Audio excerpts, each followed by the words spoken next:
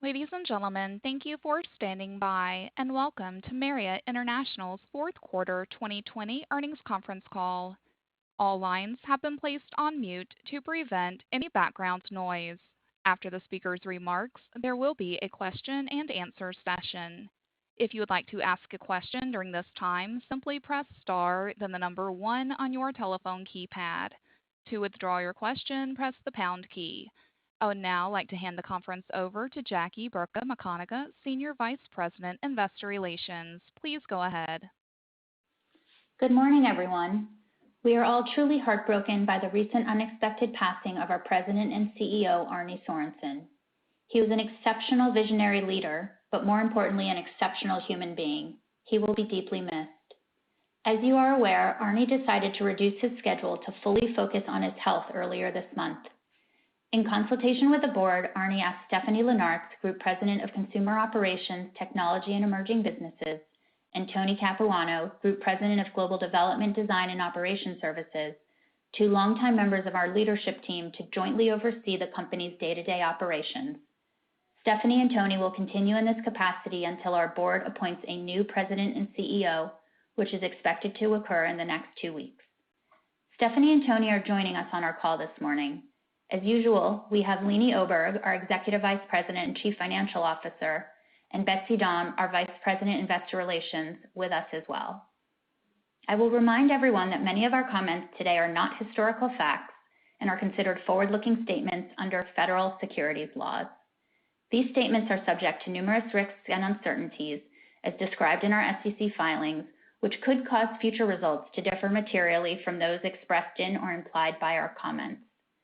Statements in our comments and the press release we issued earlier today are effective only today and will not be updated as actual events unfold.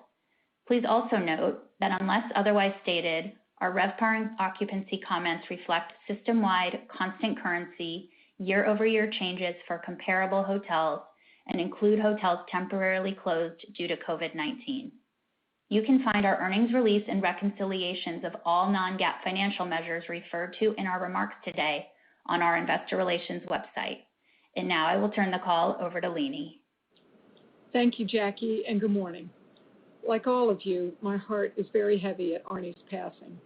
I feel incredibly fortunate to have worked with such a wonderful and talented leader and to count Arne as a good friend. So many of you have reached out to us with your condolences for his family and for Marriott, and have shared your fond memories of him, and we've been comforted by your kind words. Stephanie, Tony, and I wanted to share a few stories with you about Arne as well this morning. In the hospitality business, work inherently includes a lot of travel. Most days, when Arne was on the road, he would lead an early morning group run around the hotel's neighborhood with as many associates as were interested. As a fellow runner, I would join the crew and watch Arne somehow find a way to spend time with every runner in the group. He'd run ahead with the quick runners and then run back to the walkers and find a way to connect with each and every person.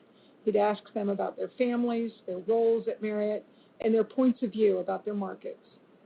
The run would be over at 6:30, and then he would move on to a full day of meetings and at least 5 more hotel tours. You could tell he fed on these connections with people and that he cared about them deeply. I've learned so much from him, and I'll miss him tremendously.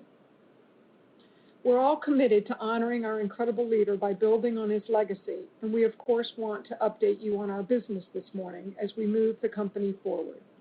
Today, we will cover our usual earnings call topics, with Stephanie focusing on the customer and demand side of the business, and Tony discussing our rooms growth and development trends. I'll cover our financial results and liquidity.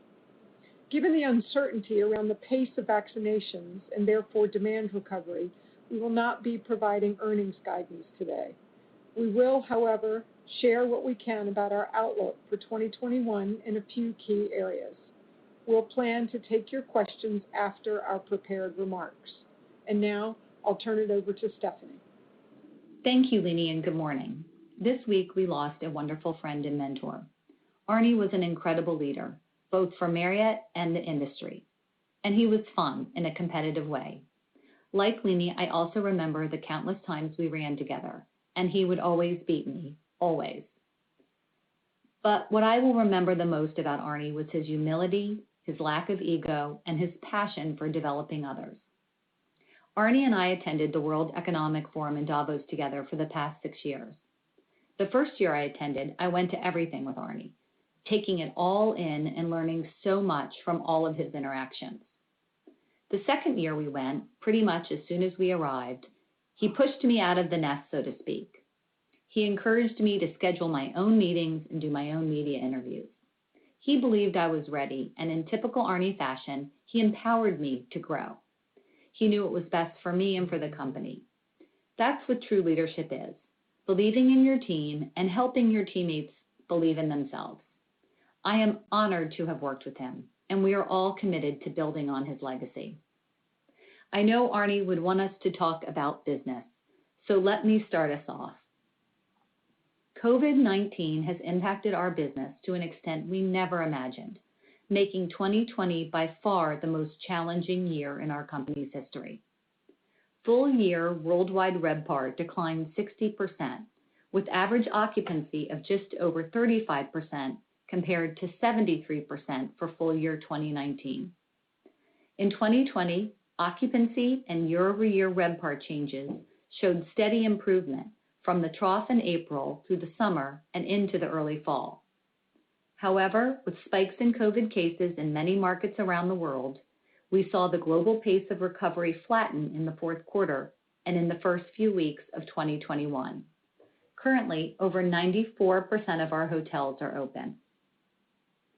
Recovery trajectories to date have varied greatly by region. Mainland China, where there has generally been a sense that the virus is under control, has led the recovery and strongly exemplifies the resiliency of demand. Occupancy reached 60% in July and remained above that level through the end of 2020. Fourth quarter RevPAR in mainland China was only down 12% year over year. We saw additional proof points of the ability for demand to recover quickly in other areas as well during the fourth quarter, including the Maldives and Dubai. Occupancy in both markets jumped to over 60% in December after their governments eased travel entry restrictions. In the fourth quarter, many countries around the world reinstituted strict temporary limitations on traveling and gathering to combat rising virus cases. Demand in the U.S. was clearly sensitive to spikes in COVID cases and government travel advisories, as we saw during the traditionally travel-heavy holiday period from Thanksgiving through New Year's. Many cities in Europe also shut down. Similarly, in China, we have recently seen several markets essentially on lockdown in January and February for several weeks at a time in order to fight the spread of the virus, leading to a meaningful drop in occupancy in these markets. Overall occupancy in mainland China year to date has fallen to an average of around 40%. The good news is that once these temporary shutdowns are lifted, we have seen demand return quickly. For example, occupancy in Chengdu and Qingdao recently jumped from around 20% to over 60% in just 2 weeks after their local governments announced the virus outbreaks were under control and removed travel restrictions. Our worldwide occupancy and year-over-year RevPAR decline in January were roughly the same as we saw in December. Looking ahead to the rest of 2021, booking windows remain very short, and there is still a large amount of uncertainty. While vaccines are slowly rolling out, the pace is too uncertain to be able to predict when occupancy will move meaningfully higher. But as the year progresses, assuming wider distribution of effective vaccines, we are optimistic that the pace of recovery will pick up speed and accelerate throughout the year. In the U.S. and Canada, we are encouraged to see some small green shoots of increased demand for corporate and leisure transient bookings, as well as in group lead volume. While still down meaningfully year over year, transient booking pace and visits to our direct booking sites have been improving recently. Occupancy over President's Day weekend was the strongest we have had for a long weekend since the beginning of the pandemic, led by leisure demand. And we are also starting to see a bit of momentum behind special corporate bookings. Group revenue pace in the U.S. and Canada for 2021 is also still down significantly compared to group revenue pace for 2020 at the same time last year, though the declines are less severe for the second half of the year. In January, we had a very strong month for group bookings in 22 and beyond. Additionally, this business was booked at average daily rates 11% higher than business booked in January 2020 for stays in 2021 and beyond. These are encouraging signs that there is strong demand for travel in future years once real progress has been made in containing the virus. As we think about marketing in this environment, our teams continue to analyze the latest consumer trends to help shape our recovery strategy. We are keenly focused on personalization and localization, on capturing more leisure as well as bleisure travel as the lines between work and home blur, and on increasingly leveraging our digital direct channels, and in particular, our Marriott Bonvoy app. We recently released our updated, redesigned Bonvoy app with the goal of better meeting the travel shopping needs of today's leisure traveler. The power of the Bonvoy platform has become even more evident during the pandemic, as many of our more than 147 million members have continued to interact with us in ways other than staying in our hotels. Our Marriott Bonvoy credit card holders have remained particularly engaged. Global credit card spending on our cards for 2020 was down only 16% year over year, in marked contrast to the steeper decline in RevPAR. And while not material from a financial perspective, one of the most significant expanded offerings to members recently has been our whole home rental platform, Homes and Villas by Marriott International, or HVMI. We grew the number of units on the platform from around 2,000 at launch less than 2 years ago to approximately 25,000 today. And we saw increased demand from our Marriott Bonvoy members, with over 90% of HVMI room nights in 2020 booked by members. We continue to focus on driving demand to our hotels and on engaging with our members with creative content and special offers, including our Escape to Luxury and Bonvoy Escapes promotions. Additionally, early last year, we extended elite member status through early 2022, and we recently credited their accounts with another deposit of elite night credits to give them a head start towards elite status in 2022. Before I turn the call over to Tony, I want to thank our incredible team of associates around the world who have shown true dedication and resilience throughout these challenging times. Tony? Thank you, Stephanie, and good morning. Arnie was a remarkable person, and I'm proud to call him a friend and mentor. One of my favorite trips with him sums up how truly special and unique he really was. After we acquired Starwood in 2016, Arnie wanted his senior leadership team to do an 8-day whirlwind trip around the world. He wanted to visit as many properties as we could to welcome our new associates and show them that the Marriott People First culture was real. And he wanted each of us there with him.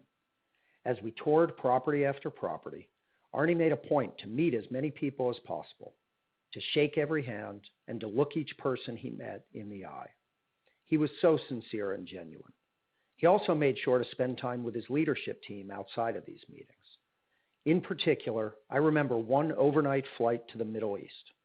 Towards morning, Arnie woke us all up and brought us to the lounge in the back of the plane so we could just spend time together and enjoy each other's company. This was classic Arnie. He wanted to build a cohesive team that, while not afraid of some spirited debate, truly liked and respected each other. And it worked. Our jobs are infinitely easier because we're all rowing in the same direction. Now, being the humble person that he was, I think Arnie would say that we need to move on to the business. So let me now talk about our rooms growth. In 2020, we added nearly 63,000 rooms worldwide for rooms growth of 4.6% on a gross basis. Room openings in the year were impacted by slower construction timelines and supply chain issues, as well as some owners temporarily waiting to open their hotels due to COVID-19. Asia Pacific was the one region where we opened more rooms in 2020 than we did in 2019, adding over 18,000 rooms with gross rooms growth of over 8% versus year-end 2019. In China, we recently opened our 50th hotel in Shanghai, the JW Marriott Shanghai Fengshan, a phenomenal accomplishment as our international growth continues to strengthen. On a net basis, including deletions of 1.5%, our global distribution grew by 3.1% year over year. Deletions were generally in line with the average levels we've seen over the last 3 years, despite a number of hotels exiting our system for COVID-19 related reasons. While signings for full year 2020 were not as robust as we had expected at the beginning of the year, our overall pipeline continues to lead the industry, totaling over 498,000 rooms at year end. We also benefited from continued momentum in our residential branding business and had another strong year for residential signings, a testament to the power of our brands. For the full year 2021, assuming progress is made in containing the virus, we expect gross rooms growth to accelerate to approximately 6%. While we have seen some delayed construction starts and could continue to see some delays in openings, 46% of our pipeline is already under construction. Additionally, we anticipate benefiting from the backlog of openings that were pushed from 2020 into this year. We also expect to see a meaningful impact from conversions this year, as owners and their lenders seek the incremental top and bottom line benefits from being part of the Marriott system. We are extremely pleased with our recently announced conversion deal in Cala that is expected to add 19 resorts and nearly 7,000 rooms to our all-inclusive portfolio. Our biggest deal yet in Cala, these hotels fit perfectly with our focus on leisure, currently the strongest segment of demand. And while they were not in our year-end pipeline, these properties are all anticipated to join our system during 2021.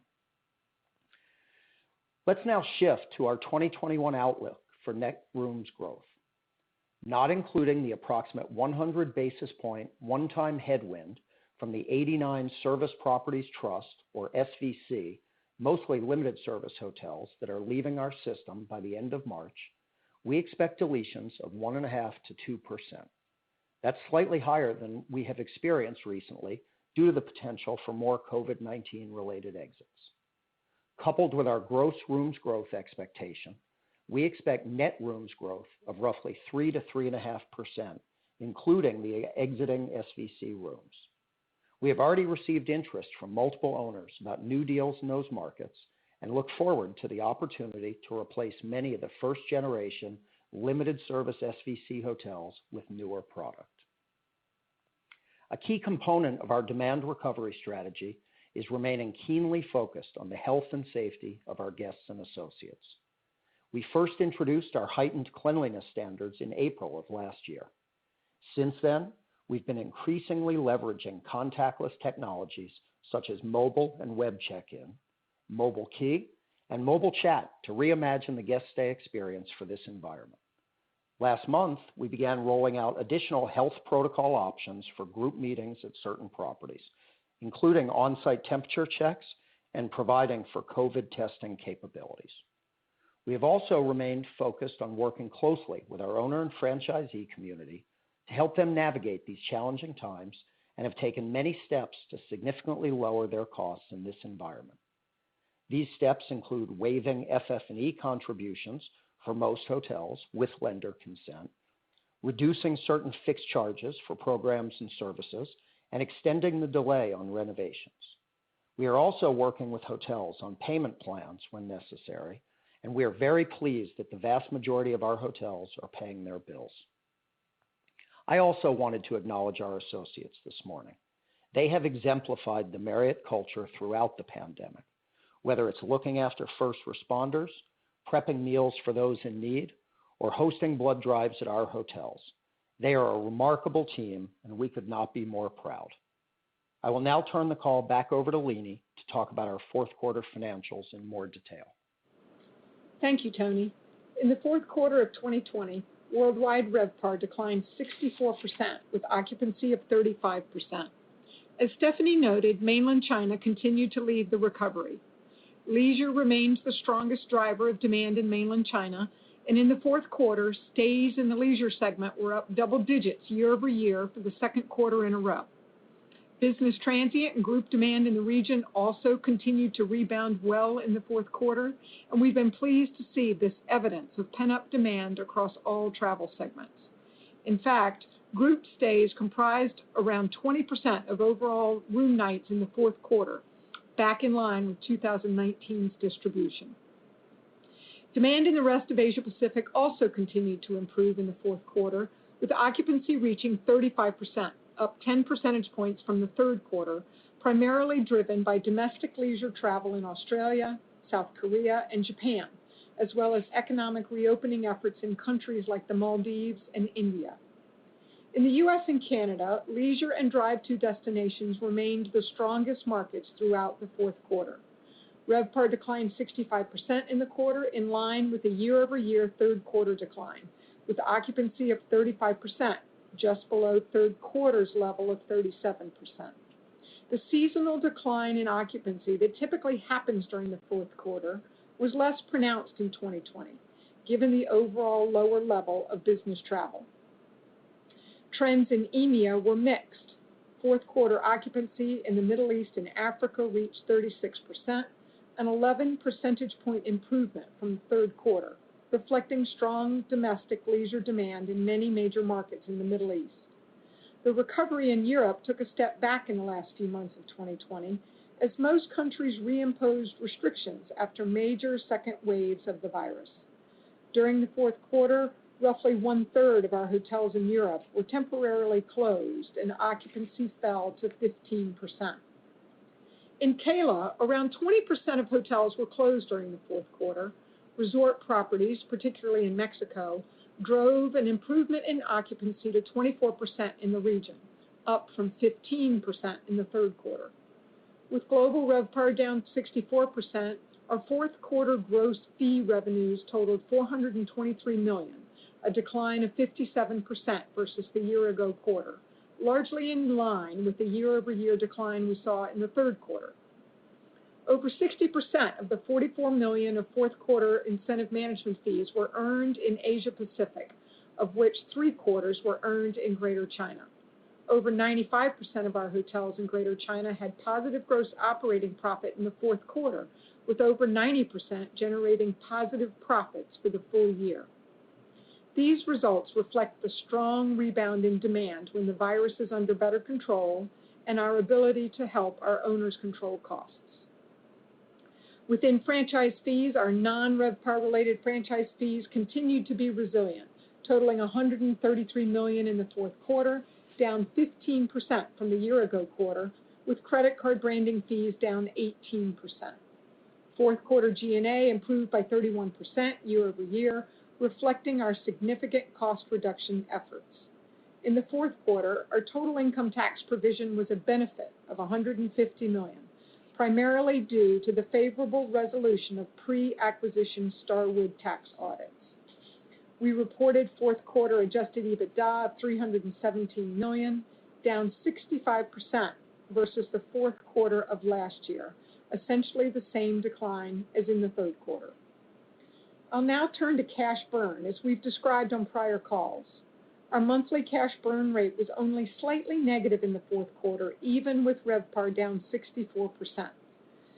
The impact of the company's $130 million 401k match payment in October and higher cash interest due to the timing of payments were partially offset by continued strong receivables collection efforts and robust loyalty cash flows.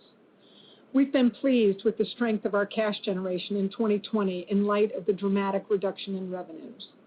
Our full-year financials show net cash provided by operating activities of $1.6 billion, which included the one-time $920 million of proceeds from our amended co-brand credit card agreements. Subtracting out the $920 million, as well as all investment spending, we still generated positive operating cash flow, a strong performance in a year when RevPAR was down 60%. These results show the true power of our asset-light business model and are a testament to our company's ability to quickly and effectively adapt to a significant and rapid change in demand. Loyalty was a key piece of the equation, generating over $500 million of net cash flow in 2020 after being a net user of cash in 2019. This year's positive cash generation from loyalty is on top of our credit card related fees, including an EBITDA, as well as the $920 million of cash received from our amended co-brand credit card agreements. The loyalty program benefited from strong cash inflows from our credit card programs, given the resilience of consumer credit card spending, while the loyalty program's operating costs and redemption expenses were down significantly. Redemption expenses were much lower than usual in terms of both volume of nights and the rate paid hotels for redemptions, given the low occupancy environment. At the end of the fourth quarter, our net liquidity was approximately $4.4 billion after the pay down of over $600 million of debt during the quarter. The company's net liquidity represents roughly $800 million in available cash balances, plus $3.6 billion undrawn on our revolver. We believe our liquidity position and resilient cash flow from operations comfortably position us to meet our short and long-term obligations. I also want to briefly discuss the $243 million fourth quarter charge related to the Sheraton Grand Chicago put. Shortly after the Starwood deal closed, we granted the hotel owner a one-time right to put the leasehold interest to Marriott in 2022 for $300 million in cash. Given the current environment, we have determined the put is likely to be exercised, so we increased our liability. We have the right to defer the closing on the put until late 2024. Moving on to full year 2021, while we won't be giving RevPAR or earnings guidance, I'll provide a bit of color on certain items where we do have some visibility. Starting with the top line, at current RevPAR levels for full year 2021, we expect the sensitivity of a 1-point change in RevPAR compared to 2019 RevPAR on our fees could be between $35 and $40 million per year. Please note that given the nominal level of RevPAR in 2020, the impact of a 1 percentage point change in 2021 RevPAR compared to 2020 RevPAR could be more like $15 to $20 million. As we saw throughout 2020, the relationship is not linear given the variability of IMFs and the inclusion of non-RevPAR related franchise fees as well. In order for us to start earning IMFs in the U.S. and other markets where IMFs stand aside to owner priorities, we'll need to see substantial improvement in RevPAR levels. We anticipate that the majority of IMFs in 2021 will again be earned in international markets. We expect our non-RevPAR related fees to remain resilient and show strong year-over-year growth in 2021. We expect G&A to total $775 to $800 million in 2021. Note that the cash component of G&A will be lower than this range given non-cash stock compensation. Interest expense is anticipated to be roughly $430 million for the full year. Turning to several other major items that will impact cash flow, our cash taxes are expected to be $275 to $300 million for full year 2021. Investment spending, excluding amounts expected to be reimbursed over time, is anticipated to total $375 to $450 million for the full year. We anticipate another $200 million of investment spending that is expected to be reimbursed over time, for total investment spending of $575 to $650 million, as compared to $375 million in 2020. Approximately $220 million of the total spending in 2021 is for maintenance, CapEx, and our new headquarters. Total investment spending includes capital and technology expenditures, loan advances, contract acquisition costs, and other investing activities. We expect cash flows from the loyalty program to be roughly neutral in 2021, even after the reduced payments we will receive from the co-brand credit card companies that effectively repay roughly 1/3 of the $920 million received in 2020. In closing, While the timing of a full recovery is unpredictable, we are optimistic that we will see notable progress over the course of this year. We've seen real evidence of the pent-up demand for travel, and we look forward to welcoming more and more guests to our hotels. We'll now open the line for questions. Thank you. At this time, I would like to remind everyone, if you would like to ask a question, please press star, then the number 1 on your telephone keypad. If your question has been answered and you wish to remove yourself from the queue, press the pound key. We ask that you please pick up your handset to allow optimal sound quality. Our first question comes from the line of Shaun Kelley of Bank of America. Hi, good morning, everyone. I guess I'd just like to start by offering my most heartfelt condolences to the Sorensen and Marriott family and team regarding, Arnie's passing. I think we all appreciate the stories and memories that everyone shared on the call, and we're all better people for having gotten to spend time with him. So he will be warmly remembered and greatly missed by all of us.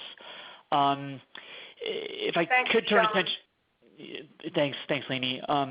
If I could turn attention maybe to some of the comments and appreciate all the color that the team has put together this morning. I think maybe a good place to start would be to refer to some of Stephanie's remarks around some of the green shoots that she alluded to and that we're starting to see in some of the travel environment. So, Stephanie, if possible, I was wondering if you could elaborate a little bit on some of your comments around the group booking position as we maybe move across the year, if you could help to give us a little bit more on that. And then specifically the rate commentary you mentioned, the up 11%, if you could help us unpack that a little bit. I think that's highly encouraging and a little different than we might expect to see in a different hotel environment or different cycle. Sure, of course, and good morning, Shaun. So as it relates to our group business, we are encouraged to see some really positive trends. As I mentioned in the prepared remarks, at the end of the fourth quarter of 2020, our group pace for 2021, it was down negative 57%, but the second half of the year was down just 25 to 30%. We're also on the group front seeing some positive trends as it relates to group cancels. They've really slowed for the second half of 2021, and they are at normal levels for 2022 plus. We're also seeing some great trends on lead volume. While it's certainly behind 2019, it's improving. As a matter of fact, over the last 45 days, lead volume has increased 20 to 30 percentage points, so a significant improvement from what we experienced in the fourth quarter of 2020. The other thing I'd note on the group front, we're starting to see a pickup in what I'd call more normal types of groups. So as an example, we're starting to see some incentive meetings book in the fourth quarter of this year. And to your question about rate, yes, January was not only a strong booking month, which was terrific, actually the best month we've had in a couple years, but the rate was up for futures 11%. And I should note most of those groups that were booked into future years at those higher rates were in-house groups versus citywides. We haven't quite seen citywide bookings come back yet. So I think that the story on the group front just underscores the point that there will be a return to meetings and group business. It may be slower than we would like, but we're seeing the demand. And as you can imagine, Chum, we're talking to our customers all the time, meeting planners, our top accounts, and they all want to get back out on the road and travel. We're also seeing in China some quite positive things on the group front. As a matter of fact, the bookings in China, group bookings, were up to 20% of our room nights. Again, which was encouraging. China's a great story. It shows that there's pent-up demand for travel. 6 weeks after this virus was announced in China, people started booking room nights again. Started with leisure, but then quickly, as the year moved on, moved to both business travel and group. And of course, most of it was domestic, but still strong demand. So we're very encouraged as to what we're seeing on the group front. Thank you for all the color. Appreciate it. Your next question comes from the line of Joe Greff of JP Morgan. Good morning, everybody. I'd like to Joe. offer my condolences as well. Arnie was obviously a talented executive, and everybody respected him for what he's done over the years at Marriott for the lodging industry. But I remember him as just being a good man and how he treated everybody so respectfully, and something to aspire to for everybody else. So, I know it's a big loss for you guys, so I just wanted to mention that. So my question is for you, Tony. I was hoping on the gross rooms outlook commentary for this year, if you can go through the composition of the gross rooms, how much of it is conversions, how much of it is new construction, and of the new construction, I guess how much of it is pre-COVID vintage versus any limited service new construction, that maybe think about as commencing since March of last year. And then as you think about investment spend for the balance of what's in the pipeline, ex the 2021 gross rooms openings, do you think that accelerates in 22 and beyond relative to what you're spending this year? Great. Well, first of all, thank you for your kind sentiments. Most appreciated. I think as we think about 2021 openings, obviously we've indicated in our prepared remarks an acceleration to about 6% gross openings. And to state the obvious, there's more limited visibility than we've had into the markets pre-COVID. But there's a number of factors, I think, that give us some measure of comfort that support our guidance. I think number one, we've got about 230,000 rooms under construction around the world as we sit here today. You also heard us talk a little bit about the Sunwing All-Inclusive project, adding 7,000 rooms. That gives us almost 100 basis points of growth in gross openings in 2021. To your point, there were a number of hotels under construction last year that had been targeted for 2020 openings, and they slipped principally because of COVID-related construction delays, and we expect a significant number of those hotels to open in 2021.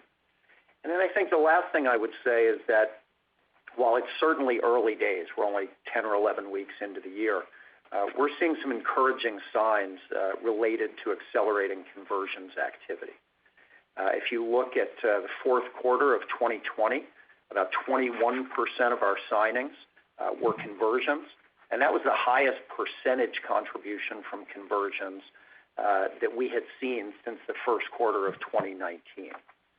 And so we did go back and take a look at some previous cycles, and in fact, at the last peak, we saw conversions spike all the way up to about 24% of total signings, and I think that's quite encouraging as well. The only other thing I would add, Joe, that also gives us some measure of comfort, we've seen from quarter to quarter since the pandemic started a relatively steady level of rooms under construction, and obviously we've shared that with you in each of the quarterly calls. And Joe, when you think about on the investment front, obviously as you're adding more rooms on a relative basis to 2020, you'd see a little bit more investment. But when you think about the kind of classic typical investment, either per deal or per average key in a full year, I would say we are not seeing any sort of meaningful increase in the amount of investment that we're needed to put into deals.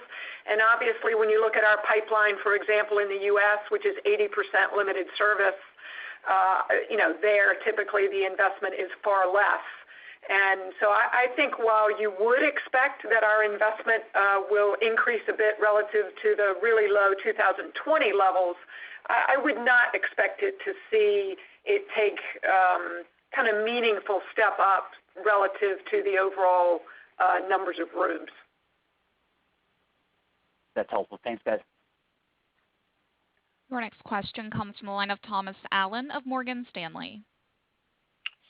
Hey, good morning, and let me just echo my condolences to Arnie's family and all of you at Marriott. As analysts, we were lucky enough to watch him as an incredible CEO and experience him as an amazing leader, and just say he'll be truly missed.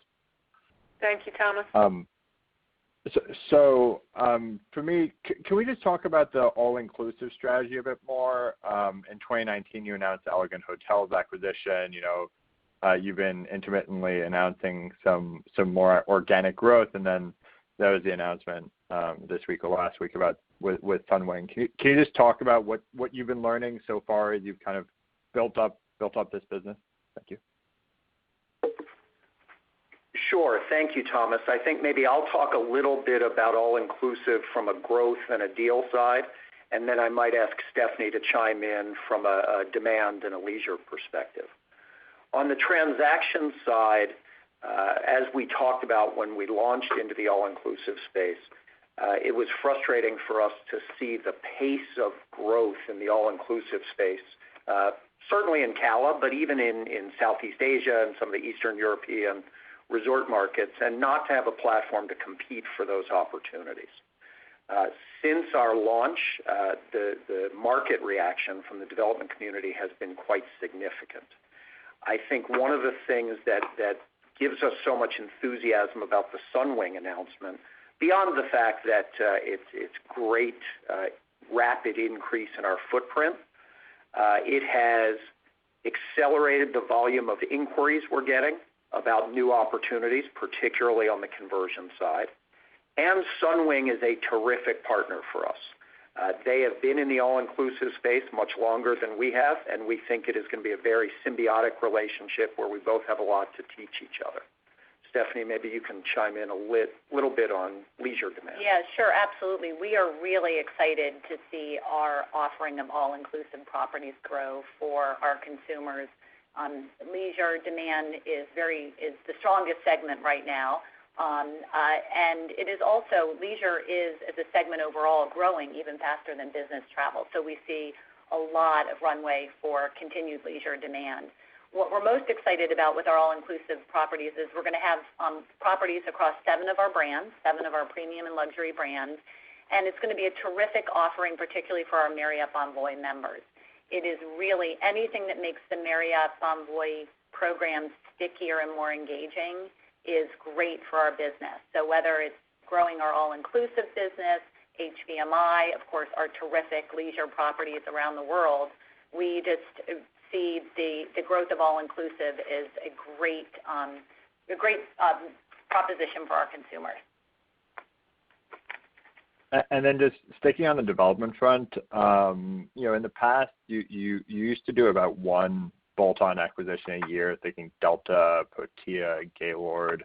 Is the current environment creating opportunities, and how do you think about kind of balancing it with your balance sheet? Thanks. Sure. I think there are lots of conversations. I think from where I sit, I'll be surprised if there is a high volume of activity because I think buyer and seller pricing expectations are still out of alignment, and I think there may be some distressed circumstances where transactions occur, but I do think that gap is significant. We'll continue to look, and if we see something that makes sense, we'll use the same lens that we've always applied to the evaluation of bolt-on acquisitions. Does it fill a gap for us in terms of either geographic distribution or segment, and are the economics compelling? I also, maybe the last fine point I would put on that, not only for individual hotel transactions, but for M&A transactions, the financing markets are challenging at best, and I think that will have some cooling effect potentially on the volume of M&A deals you see in the market. Your next question comes from the line of Stephen Grambling of Goldman Sachs. Good morning. I also want to share my condolences to everyone on the call, as well as the entire Marriott and Sorensen family. We will miss Arnie's voice, his openness, and his outrageously fast response time in emails, which I guess is just another sign of his ability to connect with everyone. So true. So, Leeny, you mentioned G&A in the $775 to $800 million range. Can you help us think about the different levers of costs that were removed and how we may expect some of these to return perhaps in 2022 and beyond a more robust recovery? And as a related follow-up, how do you think about permanent reductions in management costs or charge-outs to owners that could also bolster margins for them and allow you to recapture IMFs at a lower bound RevPAR? Yeah, sure. Thanks. So first of all, on the corporate G&A front, when you look at these levels compared to the 2019 levels, you're looking at a high teens reduction in comparison. And you do need to remember that both of those numbers include bad debt. And while in the long run bad debt is a cash cost, it is kind of in the year, for the year, often not a cash cost because it's a reserve taken. And again, it's a little bit hard to predict exactly where that'll go in 21. I think you would normally expect in this environment it might be a little bit higher than normal levels. And certainly in 19, it was not even anything to worry about. But overall, I would say from a cash perspective, you would see that our cash costs on a G&A front with this 775 to 800 is that reduction is a bit higher than the high teens sort of number that I've described on the expense line. And when I think about it going forward, Stephen, I would say a couple things. First of all, obviously, I would expect that some will need to be added back as we move forward into a much improved picture for our industry. But I will also say that we undertook some work in 2020 that was, while extraordinarily painful and difficult, I think was a reflection that we view that it will take some time for the industry to recover. And we really need to put ourselves in a position where we could make these cost savings last a very long time, if not permanently.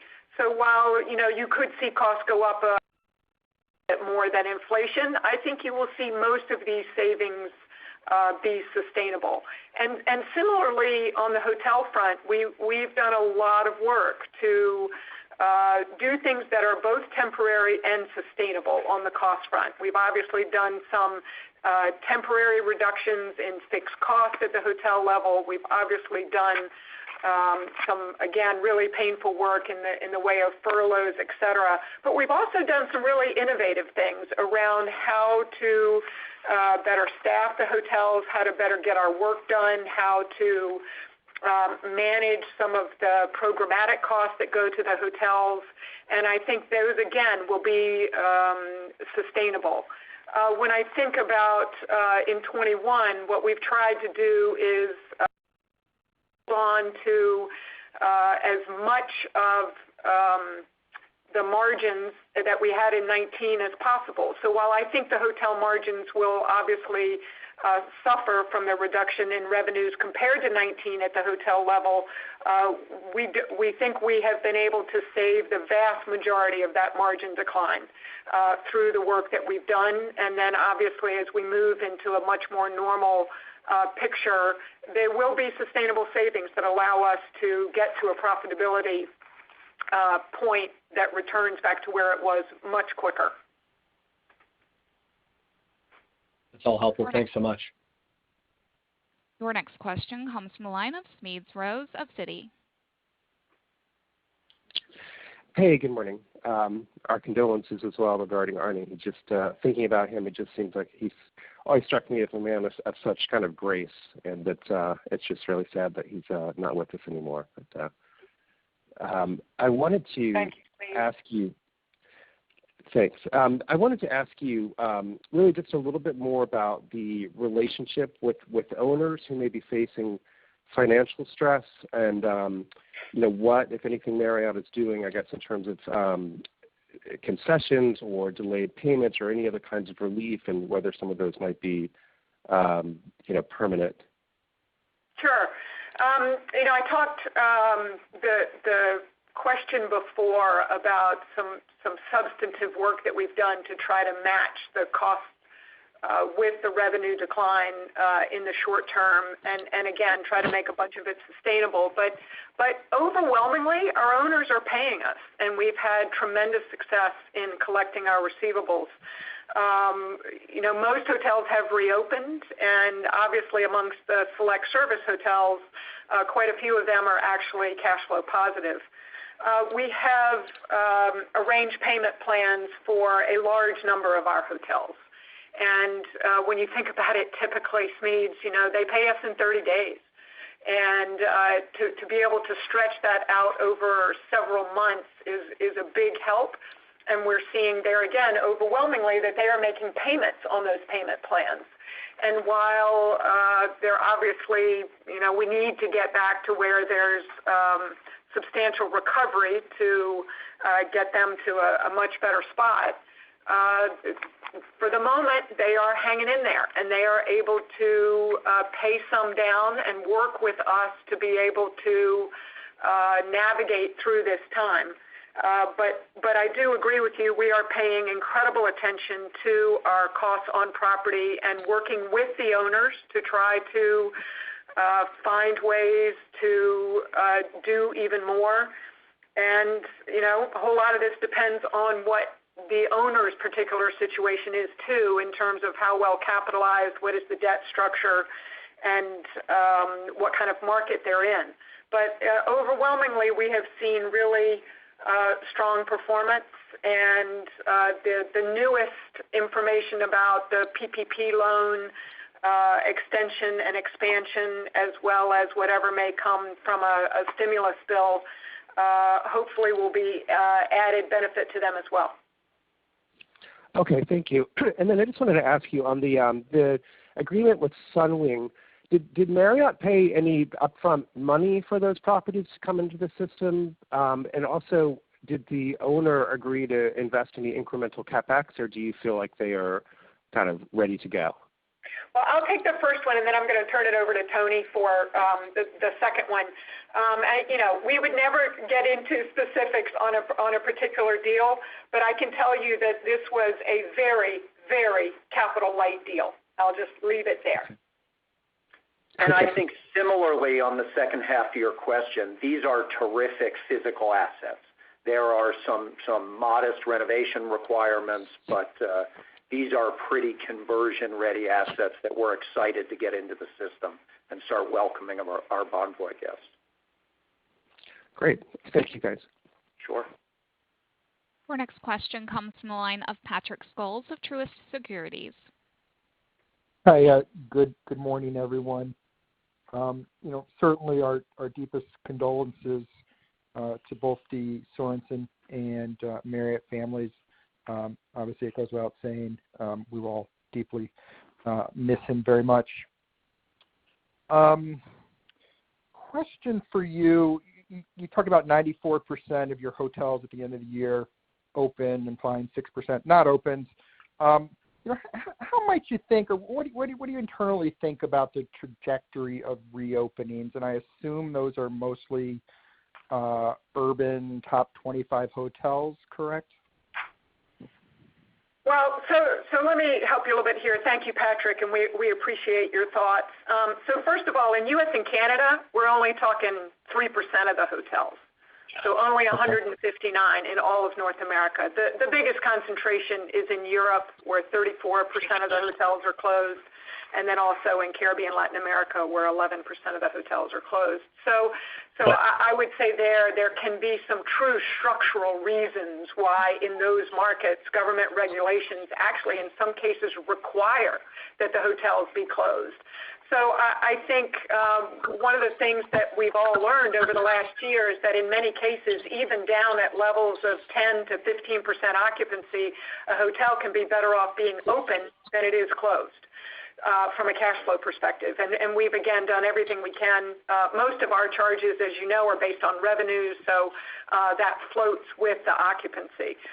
So I think in general we would, as you see things start to pick up a little bit, hopefully as the vaccinations continue to progress even more, then you will start to see these remaining closed hotels open up. Okay. Fair enough. Thank you. Your next question comes from the line of Robin Farley of UBS. Great. Thank you. Please let me add my condolences on Arnie's loss. Very sad. Obviously, he was such an unfailingly kind person. So just want to add my condolences. Thank you, Robin. Thanks. My question is on the unit growth topic. I know conversions visibility is kind of more limited, maybe only within the next few months, and removals kind of similarly. But when we think about gross unit additions from kind of new construction that would happen next year in 22, a lot of that would probably be underway or have to be underway already now. So I guess I wonder if you could give us some thoughts on the gross unit additions for 22. In other words, trying to get a feel for whether how much of the acceleration in gross additions in 21 is the openings that got pushed from 20 into 21, and kind of what that may look like, past that, the impact of those openings sliding into 21. Thank you. Thank you, Robin. As I said in response to one of the earlier questions, to state the obvious, there's a lot less visibility into the future than we've had prior to the pandemic.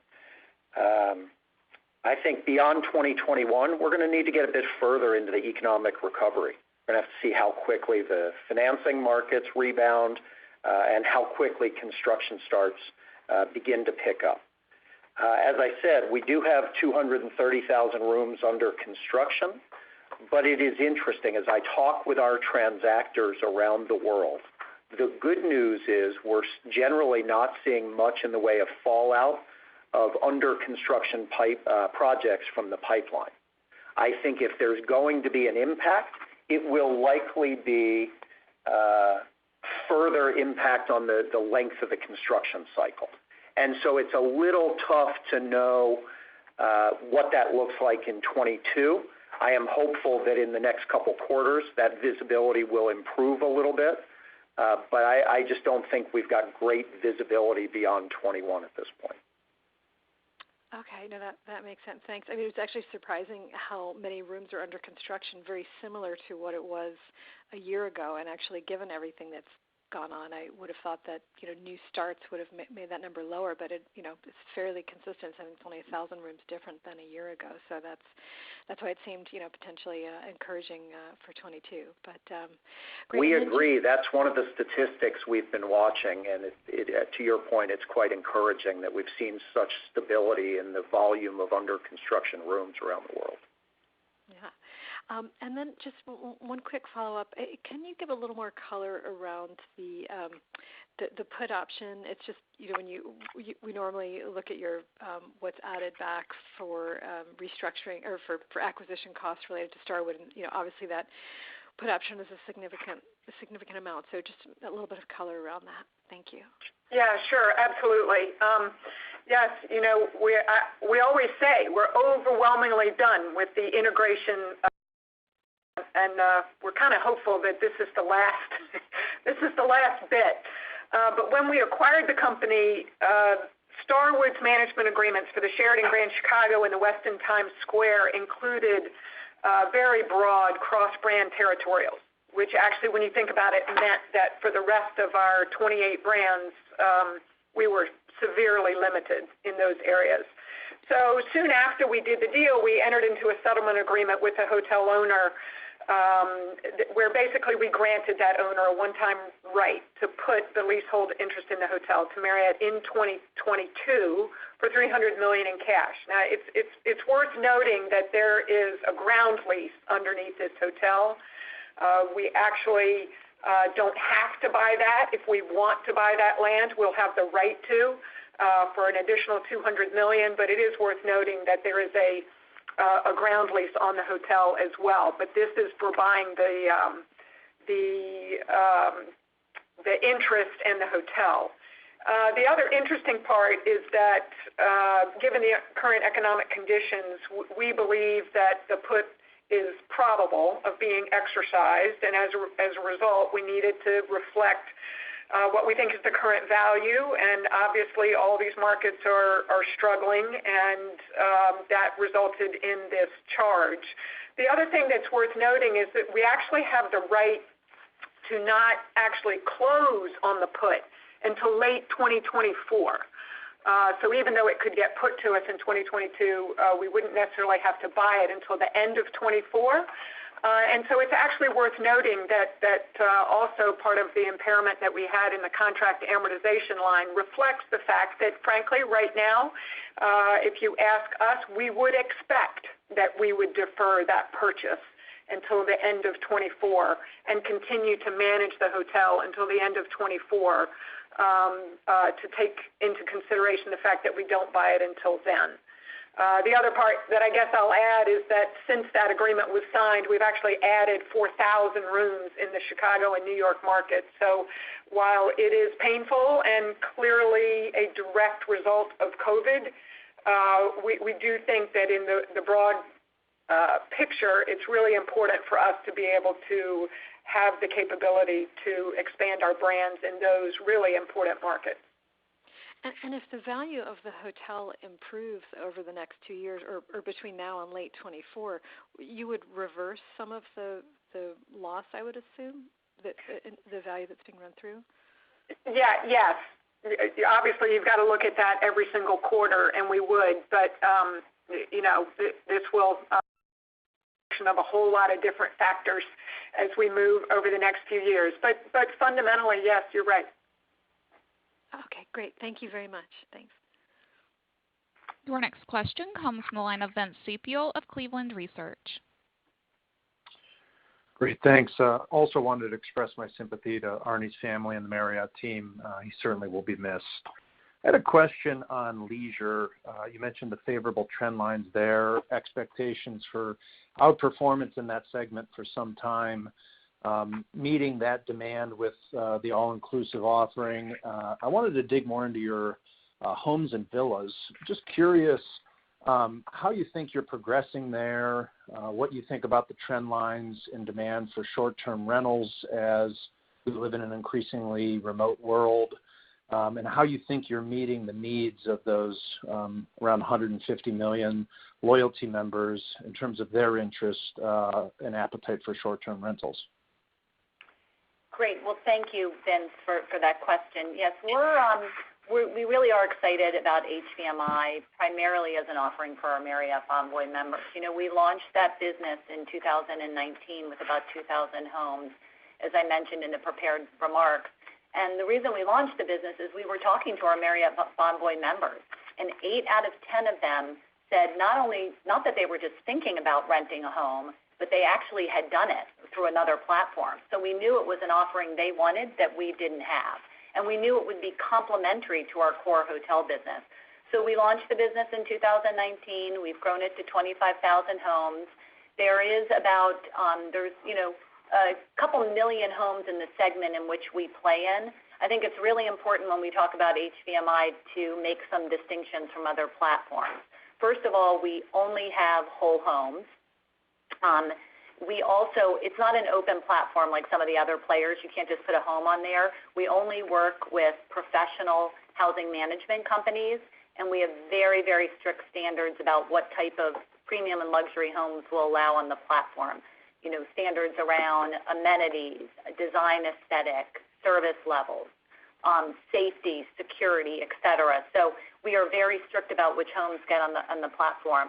One of the most important things about HVMI is you can earn loyalty points and burn loyalty points there. I mentioned in the prepared remarks that 90% of our bookings are coming from loyalty members.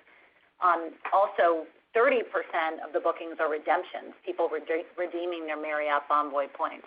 And we saw the business do well, particularly during last summer because people wanted a whole home. 40% of our HVMI destinations are actually new to Marriott. They're where we don't have hotels, and many of them are in more remote locations, which really was quite attractive during COVID. So we're excited about the offering, and we see it as complementary to our core business and a tremendous value proposition for our Marriott Bonvoy members. Great, thanks. Your next question comes from the line of Dori Keston of Wells Fargo. Good morning, everyone. I also wanted to offer him condolences. Arnie was really one of a kind and will be sorely missed. I was wondering, I guess this is for Leeny. How important is it for Marriott internally to return to share purchases and/or dividends? And is there anything beyond your leverage target that we should be using as a timeline guide? No, I don't think so. I think, obviously the stability of the marketplace will be important. I'm kind of assuming that we continue on the beginnings of this recovery and get to a much more stable place. I think we clearly have to recognize that it will take us a little while to get back to where our leverage ratios are where we want them to be, and we will need to be considering whether the market is as stable as it was from 2012 through 2019 when you think about the volatility of our cash flows. But I think broadly speaking, looking at our business model and the way we generate cash, that I think the fundamental strategy is still the same, which is to grow absolutely the best way we can with really efficient use of capital, resulting in a business model that generates significant excess cash over and above what we need to reinvest in the business. And in that respect, we would look forward to returning to both modest dividend and share repurchase. Okay, thanks. And Stephanie, as a follow-up, if you look out 3 years, how would you expect your exposure to leisure, business transient, and group to have shifted? Or are you of the belief that we'll eventually return to the distribution that we had over the last few years? Yeah, when we look medium, longer term past COVID, we think there is robust demand for travel across all segments: leisure, business travel, group meetings. There could be some slight shifts here and there, but again, we as I mentioned, when the COVID gets under control, we see the demand come back. And we're already on the business travel side. We're starting to see green shoots. Our special corporate bookings in January for the month were the best that we've seen since last fall. And when we look at the bookings from our corporate accounts further out, we're seeing them tick up each week, particularly from accounting and consulting firms and technology companies. So again, post-COVID, we see robust travel demand across all segments. Again, could there be some shifts here and there? Yes, but we're quite bullish on the overall outlook. Okay, thank you. Your next question comes from the line of Chad Beynon of Macquarie. Hi, good morning. I'd also like to offer my condolences as well. We all learned so much from Arnie, and he was such a kind person to all of us, so thank you. Thank you, Chad. Tony, somewhat of a hypothetical, but how do you think domestic price integrity in ADRs will play out once occupancies improve, I guess, near term in the back half of 2021 and then medium term in 2022? Obviously, this is the higher component of house profit and IMFs. Was there anything that you saw in China in the fourth quarter in terms of how pricing played out and anything to think about this from prior cycles? Thanks. Sure, Chad. I think this is Stephanie. I'll take that one on pricing. I mean, pricing is really about compression, not trip purpose. And so, in normal times, we can get compression from leisure business in our resorts when they're quite busy or special events. And our retail rates, we don't really differ between business and leisure. We do have some negotiated volume discounts for corporate accounts, but the key to pricing really is about occupancy rebounding. And right now, that's the challenge. I mean, in terms of ADR, it fell very steeply in April and May of last year, and that was driven by very low occupancies, and, we had caregiver rates and the like in our hotels. But, the occupancy did tick up throughout the year. Of course, it varies market to market.